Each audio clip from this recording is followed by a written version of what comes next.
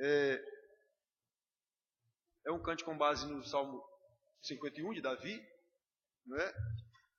O grande arrependimento dele, a grande tristeza dele, depois que foi confrontado pelo profeta Natan e caiu em si, e sofreu barbaridade. Tem vários salmos que ele fala desse sofrimento dele.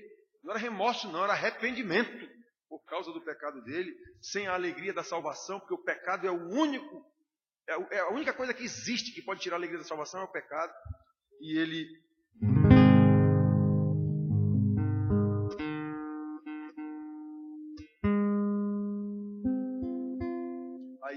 a gente canta isso aqui. Cria em mim coração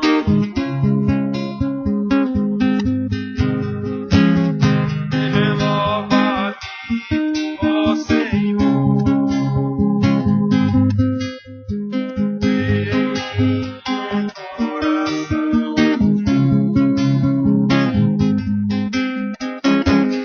renova-me, ó Senhor.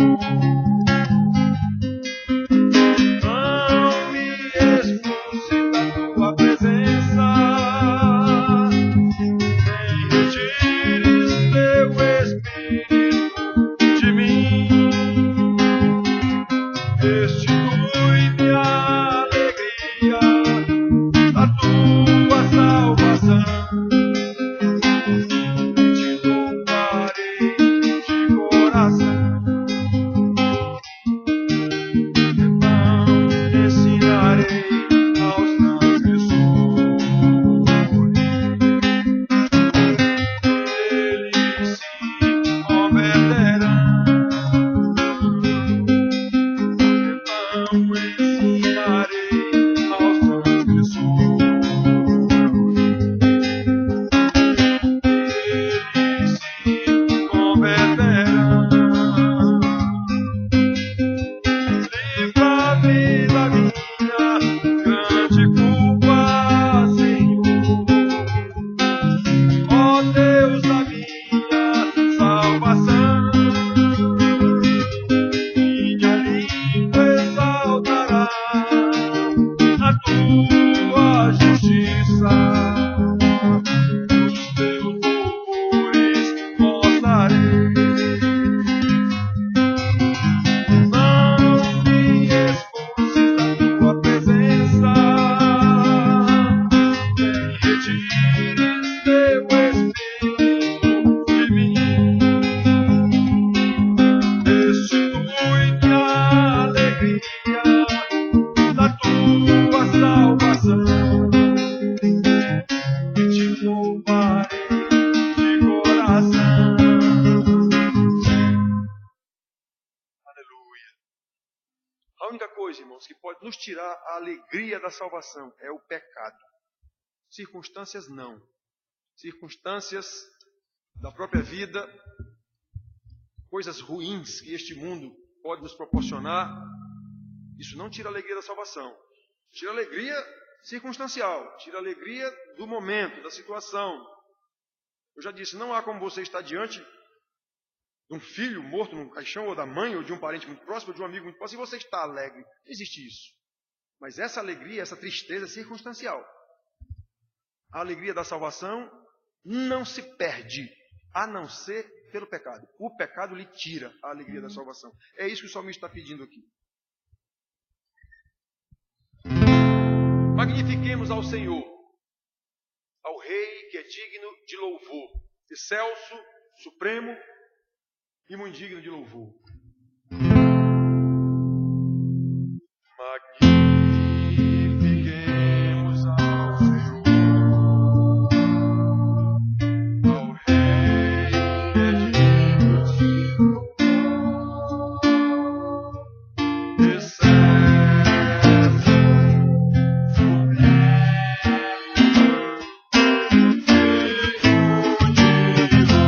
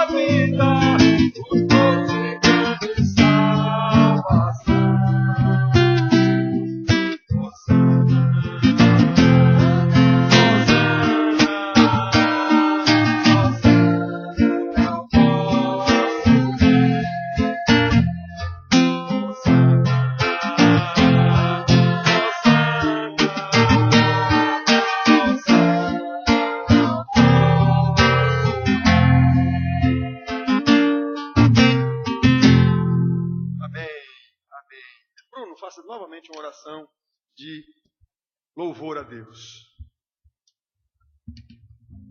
Grande Deus, excelso e sublime, todo louvor, toda honra seja dada a Ti, pois acreditamos e cremos que o Senhor nos salvou através do Seu Filho Jesus, que na cruz deu a vida por nós.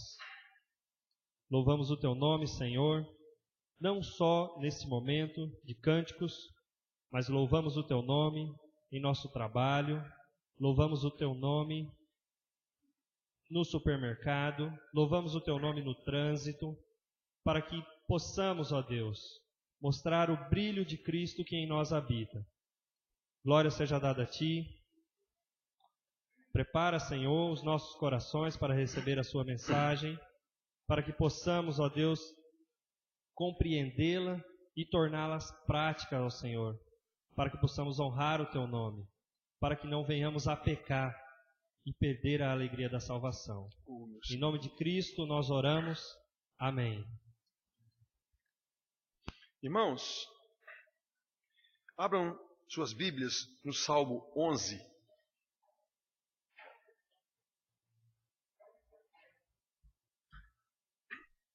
Salmo 11.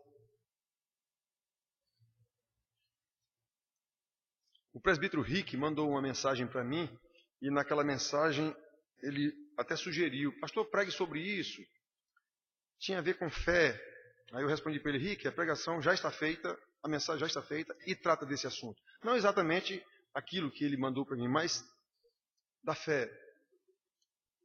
E nós vamos ver com este Salmo 11, vamos trabalhar mais ou menos para a gente perceber a diferença entre o religioso e o salvo. Qual é a fé que tem um religioso e qual é a fé que tem um salvo? Basicamente, queridos, a fé do salvo é alicerçada no conhecimento de Deus. A fé do religioso é alicerçada em tradições culturais, familiares, religiosas. Não serve para nada a não ser para a condenação. Então nós vamos ver isso aqui. Salmo 11, Salmo de Davi, o rei pastor, ou o pastor rei. Diz assim: no Senhor me refugio. Como dizeis, pois, à minha alma, foge como pássaro para o teu monte? Porque eis aí os ímpios armam o arco, dispõem a sua flecha na corda, para as ocultas dispararem contra os retos de coração. Ora, destruídos os fundamentos, que poderá fazer o justo? O Senhor está no seu santo templo, nos céus tem o Senhor o seu trono, os seus olhos estão atentos, as suas pálpebras sondam os filhos dos homens. O Senhor põe à prova ao justo e ao ímpio, mas ao que ama a violência, a sua alma o abomina. Fará chover sobre os perversos brasas de fogo e enxofre, e vento abrasador será a parte do seu cálice. Porque o Senhor é justo, Ele ama a justiça, os retos lhe contemplarão a face. Então, irmãos, eu às vezes digo para vocês aqui, já disse várias vezes isso. Quando eu leio, quando eu estou estudando a Bíblia e quando eu vejo esses santos de Deus na Bíblia, os servos de Deus na Bíblia, que não são diferentes de nós em nada, em nadica de nada, são pecadores como nós. Mas foram homens chamados por Deus para uma missão específica. Então, se eles receberam uma missão específica, receberam também uma graça específica, equivalente àquela missão que lhes foi dada, no meu caso de Davi, rei de Israel, pastor de Israel. Então, eu já disse para vocês várias vezes isso, não há como deixar de ter uma santa inveja desses homens. Que conhecimento esses homens tinham de Deus? Abraão, Moisés, os profetas, Davi, os apóstolos, Paulo.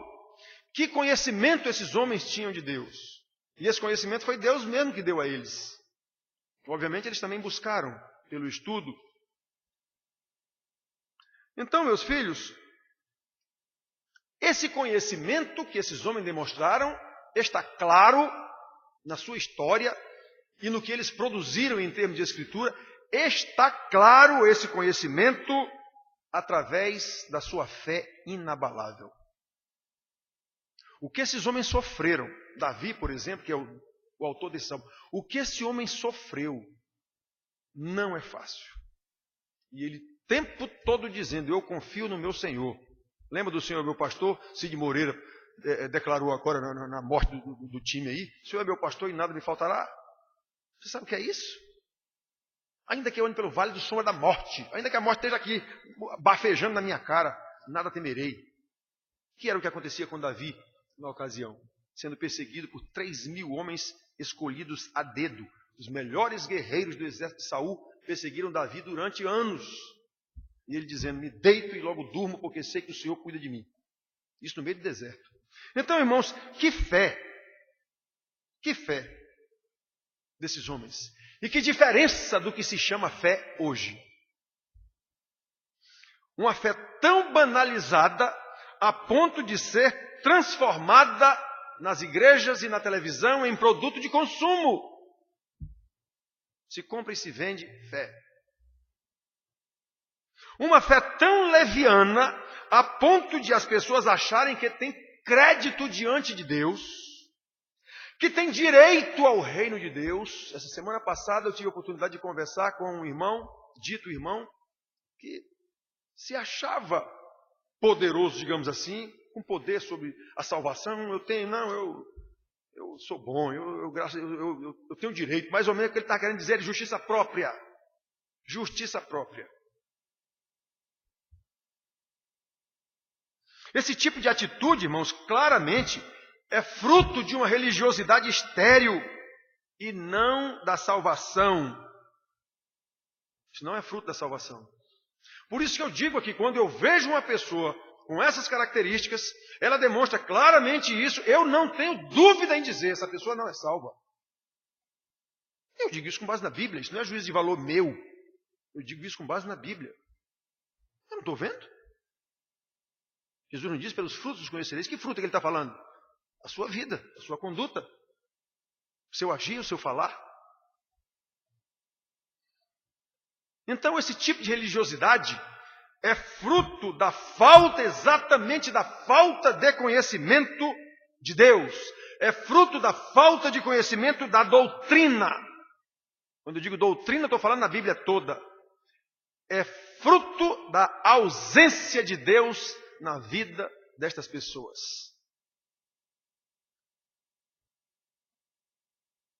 A palavra nos ensina que a fé é um dom de Deus. É Ele quem dá a fé.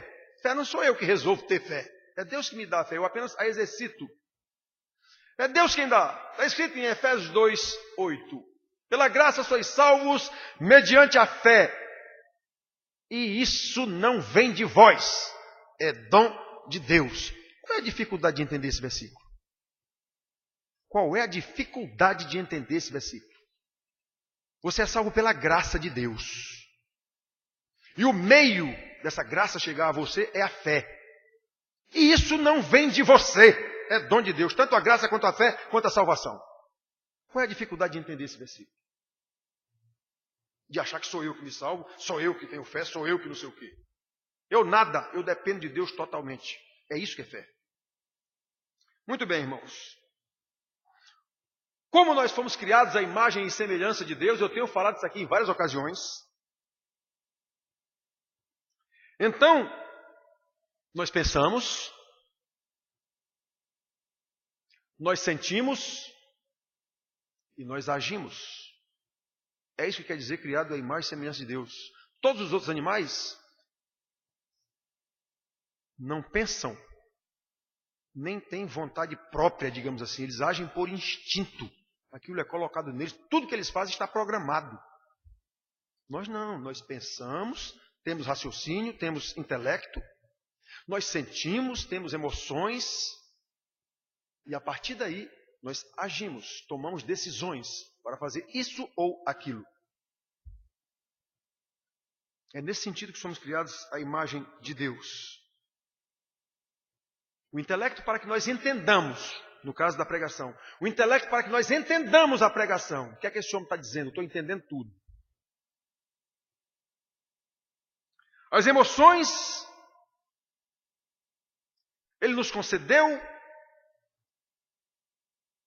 e nós, a partir do entendimento pelo intelecto, nos emocionamos com isso. Eu era um pecador e Deus me resgatou. Eu era um amaldiçoado por Ele mesmo, só que Ele anulou essa maldição através da maldição colocada em Jesus na cruz do Calvário. Eu agora estou livre disso. Então isso é claro que vai me emocionar, um negócio desse. Se é que me atingiu de fato. E quando isso acontece de verdade, quando o intelecto, eu entendo a pregação, quando a emoção me move, aquilo ali foi comigo. Eu fui um eleito, eu fui um escolhido, eu fui um salvo. Isso obrigatoriamente, quando acontece isso, vai mover a minha vontade. Agora não é mais a minha vontade que eu vou fazer, é a vontade daquele que me salvou. Eu agora sou dele.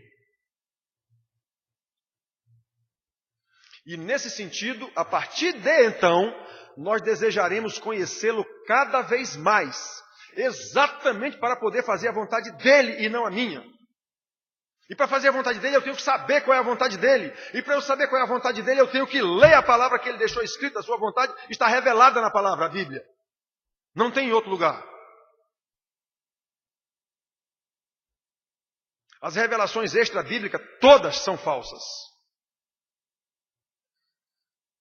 Então, irmãos, aí, nesse sentido, eu vou me entregar a Deus sem reservas, como nós cantamos aqui, sem reservas, como Jesus fez. Jesus, homem, filho de Maria, o mediador da criação e da salvação, fez isso. Entregou-se a Deus sem reservas. E ele sabia o que ia acontecer com ele. Pedro diz muito claramente, ele entregou-se àquele, ele não entregou só, entregou-se totalmente a Deus. E aconteceu o que aconteceu com ele, todo mundo sabe a história. Então, meus queridos, como é desejável que tenhamos um maior conhecimento de Deus, nós os crentes. Como é desejável que busquemos esse conhecimento através do estudo diligente. O que é diligente é buscando, é pesquisando, é tendo um professor para ensinar. Sozinho nós não aprendemos. Foi para isso que Deus deixou pastores, para ensinar, está na Bíblia isso. Como é desejável, irmãos, que nós conheçamos esse Deus para que possamos pôr nele toda a nossa confiança em qualquer situação, como salmista. Em qualquer situação. E não sejamos apenas religiosos atrás de um Deus que é resolvedor de problemas. O conhecimento que não é conhecimento, que é a ignorância total de Deus, leva as pessoas a serem religiosas nesse sentido, procurando reunião de oração, só para pedir. Quer dizer, Deus é um resolvedor de problema. É isso que é Deus. E eu, um eterno necessitado. Isso acontece nos chamados cultos de oração, que não passam de ritos meramente religiosos culturais. Onde a palavra de Deus não é ensinada com integridade, os tais cultos não passam de ritos religiosos meramente socioculturais para entretenimento das pessoas, para atender às emoções das pessoas, mexer na vontade delas, jamais. Continuam fazendo o que elas gostam de fazer, apenas sair daqui cheio. Que bênção foi esse culto. Não mudou absolutamente nada. Seguramente, há muitos na igreja que vivem assim. Muitos que eu digo é quase todos. Em qualquer igreja. São pessoas religiosas, acostumadas a ouvir a palavra de Deus, mas não a recebem em seus corações. São pessoas que ouvem, às vezes recebem, mas não conseguem se alegrar no Senhor e pôr isso em prática. Lembram da parábola do semeador? Eu estou falando aqui mais ou menos a mesma coisa. Há ainda aquelas que ouvem, recebem, se alegram, porém não se entregam a Deus. Querem é que Deus seja o seu resolvedor de problema. Não se entregam a Deus totalmente, sem reservas, como nós cantamos ainda há pouco. Por isso, o relacionamento destas pessoas com Deus é algo superficial, banal e leviano, mesmo se dizendo crentes. Elas buscam a Deus apenas na medida dos seus próprios interesses, dos seus próprios sentimentos, da sua própria vontade, e não na medida do conhecimento de Deus.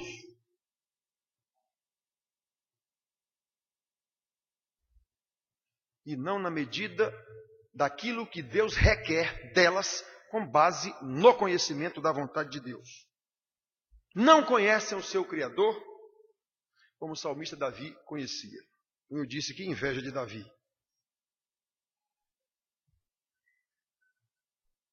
Como vemos nesse Salmo 11, e nós lemos aqui, que conhecimento Davi tinha de Deus? Vamos examinar isso mais de perto. Logo nos primeiros versículos, nós vemos que Davi mesmo enfrentava perigo. Pelo que nós vemos aqui, ele estava em perigo.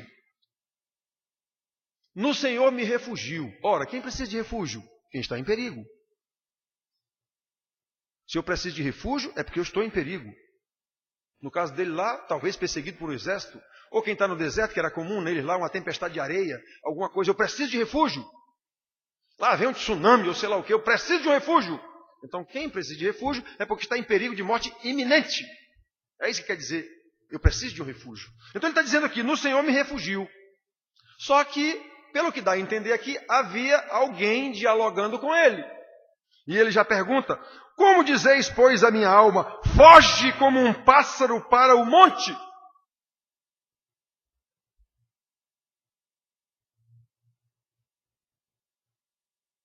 Então observe, que diferença entre quem conhece Deus, um salvo, e um religioso. Os religiosos mandaram Davi fugir, foge para o monte, vai se esconder. Porque eis aí os ímpios, eles armam o arco, eles dispõem a sua flecha na corda para as ocultas dispararem contra os retos de coração. Foge, Davi!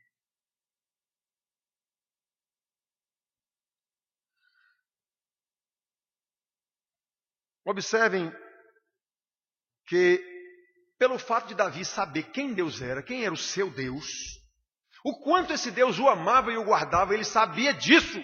Ele tinha experiência já disso. Aí ele percebe e mostra a esses seus interlocutores ali o quanto eles estavam equivocados. E ele mostra isso na lógica.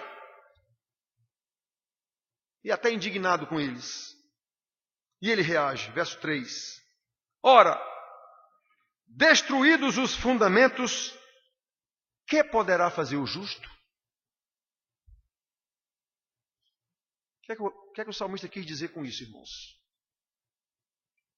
Muito provavelmente a gente lê isso aqui, se não houver quem explique, não vai entender. Destruídos os fundamentos, que poderá fazer o justo? Como podemos interpretar essas palavras de Davi? Nós vivemos num país que a situação está gritante. E o que ele está querendo dizer aqui é o seguinte, ora, meus amigos que estavam mandando ele fugir, se o errado virou o certo, se o mal se tornou em bem, se não há justiça na terra, e se Deus não olhar por nós, que poderá fazer o justo? Acaso adiantará fugir como um pássaro para o monte? É isso como está dizendo aqui. Destruídos os fundamentos, que poderá fazer o justo? Será que essa situação não é tão real na nossa vida, no nosso Brasil corrupto? Na nossa igreja corrupta?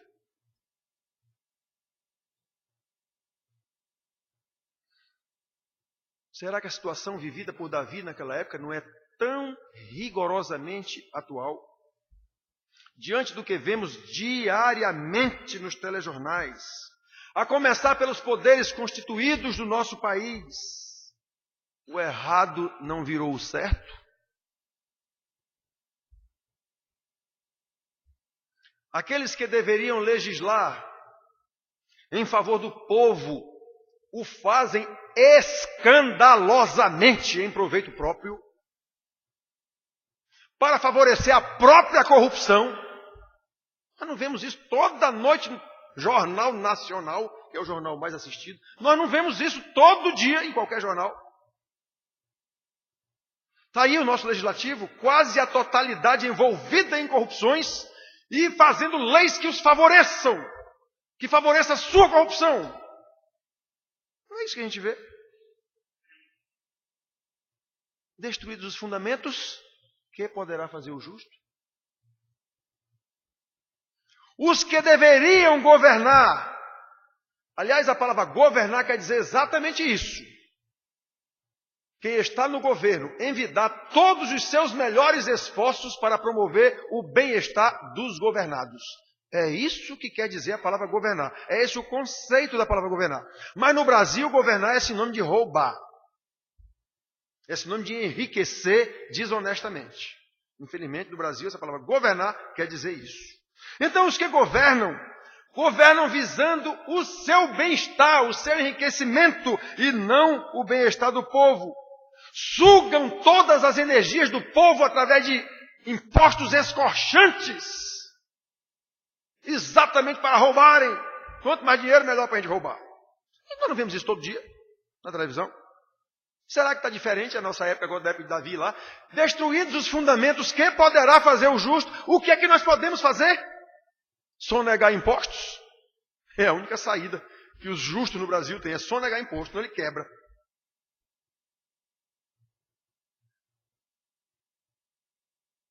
E os que deveriam fazer cumprir a lei,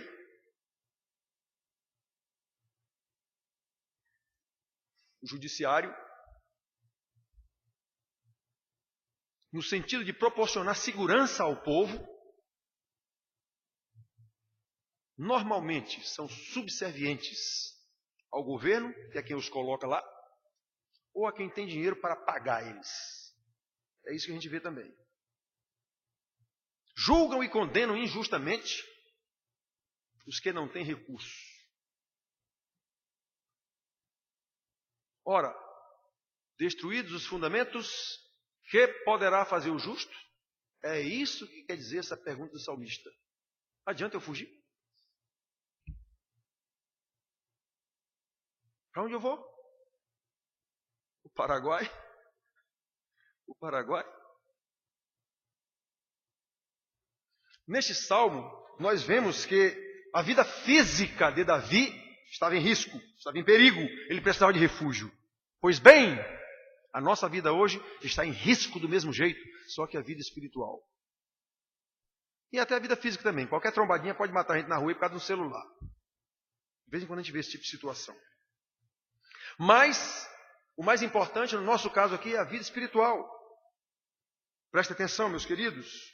Assim como Davi recebeu conselhos equivocados para fazer algo que ele mesmo poderia resolver, a despeito ou abandonando o refúgio que Deus mesmo lhe dava, ele sabia disso. Ele recebeu conselhos equivocados. Quantos conselhos equivocados nós ouvimos em qualquer pregação de qualquer igreja? Enchendo a nossa bola.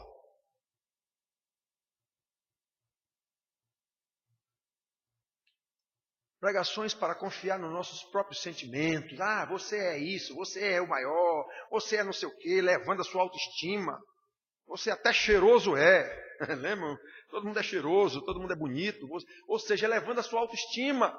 Pregações psicologizadas, não é pregação da palavra de Deus, é palavra de homens tentando fazer você se sentir bem com o seu pecado. Se sentir bem com o seu pecado. Arrependimento nem pensar, santidade nem pensar. Não se ouve isso em pregações. Arrependimento, pecado, arrependimento, santidade, isso não se ouve em pregações. É uma raridade se ouvir essas palavras em pregações, em qualquer igreja.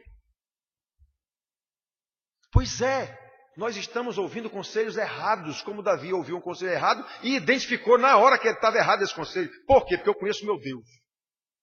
Aí quem não conhece a Deus, ouve esses conselhos nas igrejas e sai dali uma bênção. A pregação foi uma bênção. Davi, pela sua intimidade com Deus, concluiu que aquele conselho estava errado, porque ele não era apenas um religioso. com base em conselhos humanos, e sim um servo de Deus que conhecia o seu Deus, confiava no seu Senhor. Ele preferiu confiar nas promessas de Deus. Afinal, ele sabia como Deus o vinha protegendo há muitos anos, como protegeu há muitos anos da fúria de Saul. Ele sabia disso. O texto de 1 Samuel 23,14 é bem significativo para explicar isso que eu estou dizendo para vocês. Ele diz assim, quando Davi estava fugindo de Saul, com seus 3.000 homens atrás dele o tempo todo, e ele com 400, 600 marginalizados junto com ele, que também eram perseguidos. Então diz assim esse texto.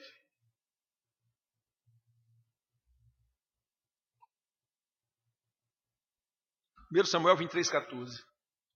Permaneceu Davi no deserto, nos lugares seguros, e ficou na região montanhosa, no deserto de Zif. Saul o buscava todos os dias, porém Deus não o entregou na sua mão. Percebe, irmãos? Davi fugindo de Saul nessa situação, no deserto. E o texto deixa bem claro que não foi o deserto, não foram as montanhas que protegeram Davi, e sim o Senhor. O Senhor Deus não entregou Davi nas mãos de Saul. Deus até usou a montanha, até usou o deserto para que Davi ficasse lá. Mas isso é negócio de Deus. Não é Davi que ia resolver isso sozinho. É negócio de Deus. Davi sabia quem era esse Deus dele. Somente quando nós conhecemos o nosso Deus, nós não o substituiremos por aquele que nós imaginamos que ele é, que é o que acontece. Nós imaginamos que Deus é assim. Nós formatamos um Deus para nós do jeito que nós queremos. E aí nós oramos a esse Deus, nós cultuamos a esse Deus que não é o Deus da Bíblia. Tudo isso é idolatria, religiosidade ou religiosismo. Davi não. Davi era um homem que conhecia o seu Deus. Ele sabia que quem o livrava de Saul era Deus, e não as montanhas e o deserto. As montanhas e o deserto até eram meios usados por Deus para que ele se escondesse ou ocorresse alguma coisa. Mas ele sabia. Por isso ele diz, no Senhor me refugio. E não no deserto me refugio, nas cavernas me refugio, nas montanhas me refugio. No Senhor me refugio. Isso é fé. Isso é ser um salvo. Um religioso não tem esse conhecimento, não tem essa fé, não tem essa salvação, então ele vai buscar meios que agradem a ele. Pregações bonitas, levar o seu alto astral e deixar ele muito, tá bacana, pronto, ele acha que está bom. E nunca cessam as necessidades. Porque essa pregação que me deixou cheio, quando eu acordar amanhã de manhã, eu já estou totalmente vazio de novo. Totalmente vazio. Eu passo a semana já caindo pelas tabelas, até chegar domingo para escutar uma outra pregação que me deixe de novo com a bola cheia. Um dia eu vi na televisão uma pessoa entrevistando, obviamente fazendo propaganda de uma determinada igreja. Então ele estava entrevistando as pessoas daquela igreja. Aí diziam, e aí, o que é que você acha? Ele disse, olhe, a gente sai daqui com as baterias carregadas. Vários disseram a mesma leseira. A gente sai daqui cada domingo com as baterias carregadas para durar uma semana. E no outro domingo a gente vem de novo. Exato. É exatamente. Pessoas religiosas que precisam ser enganadas a cada domingo para aguentarem uma semana. Elas não sabem quem é Deus. Não é Deus que está sendo ensinado naquela pregação. Aquilo não é um pastor de Deus. Aquilo não é uma pregação da Bíblia. E aquela plateia não é uma igreja de Deus. Não são ovelhas de Jesus. Seguramente quem diz isso é a Bíblia, não é o pastor Juarez, porque ele acha. Eu não acho nada. Eu digo o que está escrito na Bíblia. Então, meus filhos, é bom lembrar que as experiências dos servos de Deus estão registradas nas Escrituras, como eu disse, para que a gente aprenda com elas. É para o nosso ensino. Paulo, lá em Romanos, ele escreveu isso. Tudo quanto outrora foi escrito, para o nosso ensino foi escrito. Não me interessa a vida de Davi. Eu quero lá saber quem é Davi, por Davi. Não, eu quero saber o que foi que Deus fez com ele, nele e por ele. Aí fica registrado isso aqui para eu saber. Como é que Deus tratou o seu servo? Como é que Deus deu àquele homem, um simples pastor de ovelha, desprezado pela própria família, fez dele um rei em Israel, para pastorear Israel. Davi era alguém assim tão especial? Era não. Estou dizendo, ele era um pastorzinho de uma família, desprezado pela própria família. E Deus fez dele o grande rei de Israel. Quem fez dele o grande rei de Israel? Deus. Não foi ele que se fez. Não é porque ele era bom que ele chegou a ser rei de Israel. Não foi porque Deus fez isso com ele. Então essa história está escrita para eu aprender como é que Deus faz. Quem era Moisés? Um covarde. Um covarde. Príncipe do Egito, mas matou lá um egípcio com medo de ser morto. Está escrito na Bíblia, com medo de ser morto pelo faraó, fugiu. E abandonou o seu povo lá. E muito para porque Moisés... O cara fugiu, meu amigo. Ele deixou o povo dele lá, na escravidão. Ele fugiu. Foi-se embora. Pois é, mas Deus foi buscá-lo. 40 anos depois, Deus foi buscá-lo. Bora, volte, você vai salvar o povo de lá. É porque ele era bom? Não, porque Deus quis fazer isso. Se ele fosse bom, ele tinha feito isso sozinho. Então isso está escrito para o nosso ensino. Para o nosso ensino. Portanto, devemos aprender com essa experiência de Davi. E saber por que ele tinha plena confiança no seu Senhor. Porque como eleito de Deus, como um salvo, Davi sabia disso. Ele possuía a genuína fé. Fé com base no conhecimento. Não existe fé sem conhecimento da Bíblia. Não existe fé sem doutrina. Existe religiosismo. Religiosidade com base em cultura sociofamiliar cultural.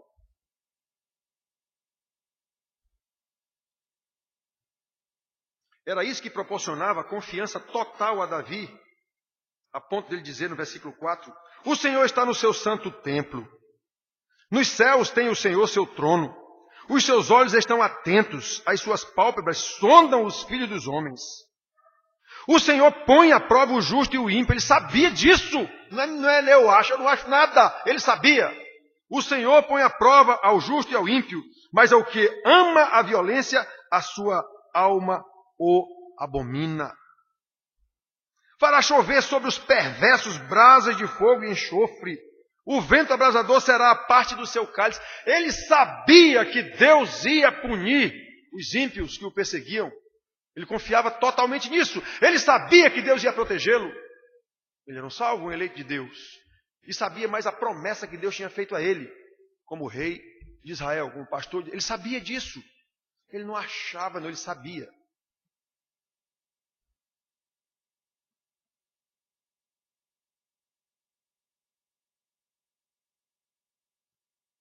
Deus justo, que ama a justiça. Versículo 7. Porque o Senhor é justo e ama a justiça. Então, qualquer coisa que acontecesse com ele, ele sabia que estava justo. Numa das situações que ele ia fugindo, ele passou num determinado lugar, não sei exatamente agora qual é o nome do lugar, mas sei qual era o nome do camarada, parece que era Simei, sei lá, o nome do camarada que começou a jogar pedra nele. Eles iam passando lá nesse lugar, fugindo de Saul. E o cara começou a jogar pedra nele, chamando de maldito, não sei o quê, insultando Davi. Aí o seu general de Davi, era quem? Joabe, né? Eu acho que era Joabe. Joabe disse, senhor rei, quer que eu acabe com esse sujeito? Ele disse, não, deixa. Se Deus permitiu que ele me jogasse pedra e me insultasse, então vamos passar pelo nosso caminho e vamos embora. Isso é conhecer Deus.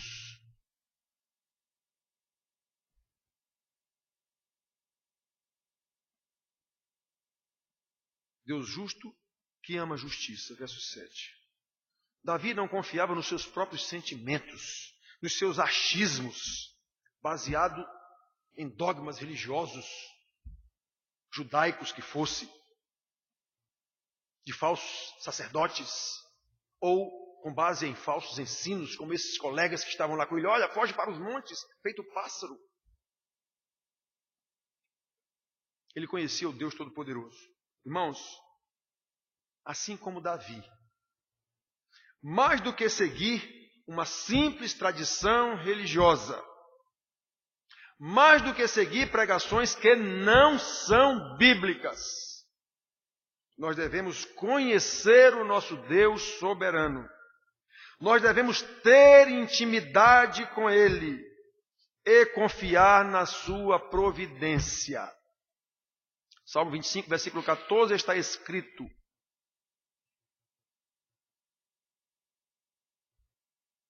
a intimidade do Senhor é para os que o temem. Esse o temem é sabem quem Ele é, conhecem o seu poder, tanto para a morte como para a vida, tanto para a salvação como para a condenação. É isso que quer dizer, os que o temem. A intimidade do Senhor, que Davi tinha, é para os que o temem, aos quais, esses que o temem, Ele dará a conhecer a sua aliança.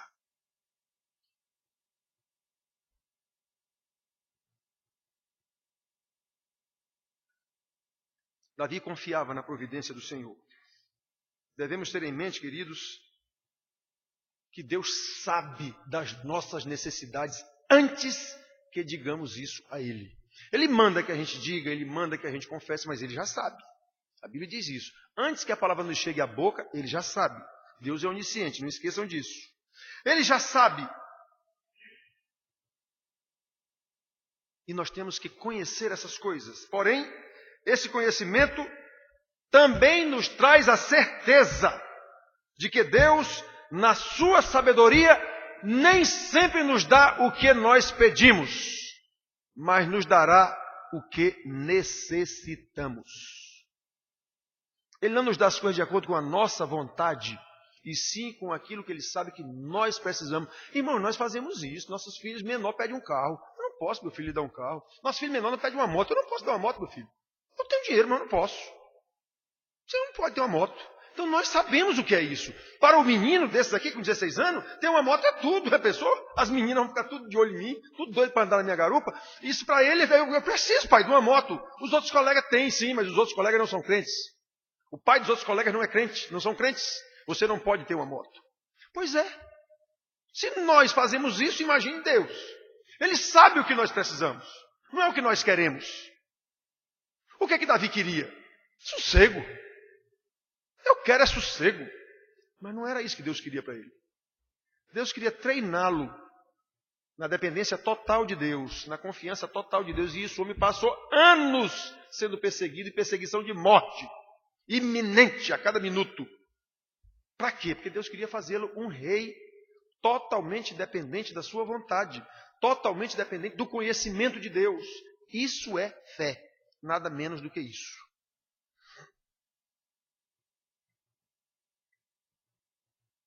É com esse conhecimento de Deus que Davi inicia o Salmo, declarando sua confiança inabalável no Senhor.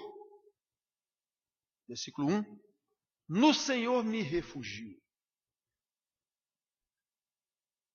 E assim ele conclui o Salmo, demonstrando o fruto de uma fé que alcança a eternidade. Ele mesmo vai punir os ímpios, ele diz ao longo do Salmo, capítulo 4, 5, 6. Ele mesmo vai punir esses que estão me perseguindo. Aí ele mostra que essa confiança que ele tem lá no início, no Senhor me refugio, essa confiança vai até a eternidade. Olha o versículo 7.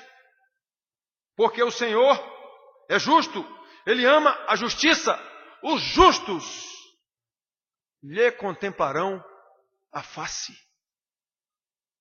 Isso aqui está relacionado à eternidade. Ele sabia que não podia ver a face de Deus aqui nesse mundo. Isso aqui está apontando para a eternidade. Quando o Senhor vier buscar a sua igreja, como Ele prometeu. Irmãos queridos, uma confiança assim, necessariamente, é fruto da fé colocada em prática a partir do conhecimento de Deus. Fé que Deus mesmo concede aos seus eleitos, aos salvos, pela sua graça. E os religiosos não possuem essa fé. Por isso que precisam de pregações que encham o seu alto astral, encham, sabe? Eu preciso ser cheio toda semana. Lembra da frase que todo mundo conhece da Igreja Católica? Um domingo sem missa, uma semana sem Deus. Como se eu recebesse Deus só ali na missa. Isso me dá condição de eu aguentar a semana toda. Nós não somos relógio que precisa da corda e da pilha. Quando eu conheço Deus, Deus está comigo em qualquer situação, em qualquer circunstância. Seja na igreja, seja numa cadeia, se eu for preso injustamente, como Paulo foi preso várias vezes. E dizia, eu estou alegre. Ainda mais mandava os outros, alegrem-se. Eu homem preso, passando fome, sede, frio, tudo. Alegre-se no Senhor. Outra vez vos digo, alegre-se no Senhor.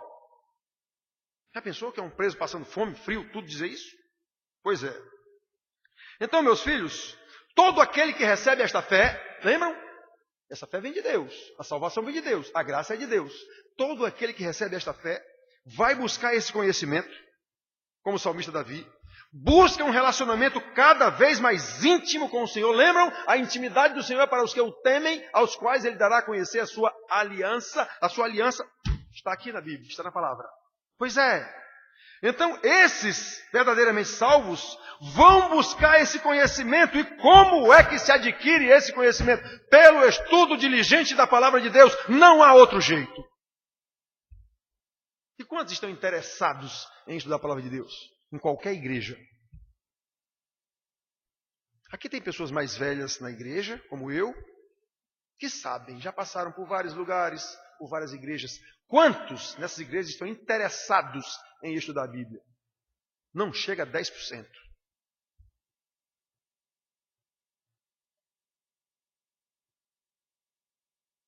Pois é através desse estudo da palavra de Deus que vem o conhecimento, e é por esse conhecimento que se põe em prática e se estimula a confiar cada vez mais no Senhor. Isso é um sistema, meus irmãos. É um círculo virtuoso. Uma coisa leva a outra. Eu fui salvo. Então, essa salvação me levará a querer conhecer o meu Deus, aquele que me salvou. E esse conhecimento me faz pôr em prática isso que eu estou aprendendo dele. E quando eu ponho em prática isso que eu estou aprendendo dele, eu percebo que eu preciso aprender mais, então eu preciso estudar mais. E quanto mais eu estudo, mais eu tenho fé. E quanto mais eu tenho fé, mais eu ponho em prática. Quanto mais eu ponho em prática, mais eu busco esse conhecimento. É um círculo virtuoso. E você vai crescendo cada vez mais no conhecimento de Deus. E vai cada vez mais fazendo a sua vontade. E cada vez mais sendo capacitado pela prática a fazer isso de forma melhor. Irmãos, nada menos do que isso é ser crente. Qualquer coisa menos do que isso é ser religioso. Membro de uma igreja que vai para o inferno com certeza absoluta. Quem diz isso é a Bíblia. Como é que o pastor diz um negócio desse? Eu digo, não está na Bíblia? Jesus disse isso para os próprios discípulos dele. Se a vossa justiça não ultrapassar em muito a justiça dos fariseus, vocês não vão para o céu. E olha que os fariseus eram religiosos de primeira linha. Não tinha ninguém mais reto do que os fariseus em Israel. Só não tinham fé, só não tinham conhecimento de Deus. Eles tinham conhecimento dos dogmas que eles mesmos inventaram, criaram um bocado de regra. Aí viviam em função daquelas regras. E não em função do amor e do temor a Deus. Viviam com justiça própria. Como de vez em quando a gente ouve um irmão dizer, não, porque eu sou bom, eu faço isso, eu fazia aquilo, hoje eu não faço mais. Meu Deus do céu. Justiça própria. Irmãos, somente possuindo uma confiança inabalável no Senhor, fruto do conhecimento e da intimidade que Davi tinha com Deus, como nós vemos aqui nesse salminho que nós lemos aqui, de 7 versículos, nós podemos enfrentar este mundo sem nos contaminar com ele, como acontece com os religiosos. Os religiosos estão atrás de palavras que me ajudem a aguentar uma semana. Eu saí daqui hoje carregado. Olha, hoje as minhas baterias saíram daqui carregadas. Eu assisti uma missa, então agora dá para eu aguentar uma semana. Isso é ser religioso. Isso indica desconhecimento total de Deus, da sua palavra. Só quando nós realmente conhecemos Deus, essa fé que vem pelo conhecimento de Deus, nos ajudará a enfrentar esse mundo sem nos contaminar com ele. Esse é o nosso desafio como igreja, igrejinha do 13 de maio. Que não sejamos apenas religiosos, confiados em nossos próprios sentimentos, em nossos próprios desejos, com base em dogmas de igreja ou de quem quer que seja, mas que demonstremos absoluta confiança no Senhor, como fruto do conhecimento que Ele mesmo nos dá pela sua revelação, como fruto da fé que Ele mesmo nos concede pela graça, através do conhecimento,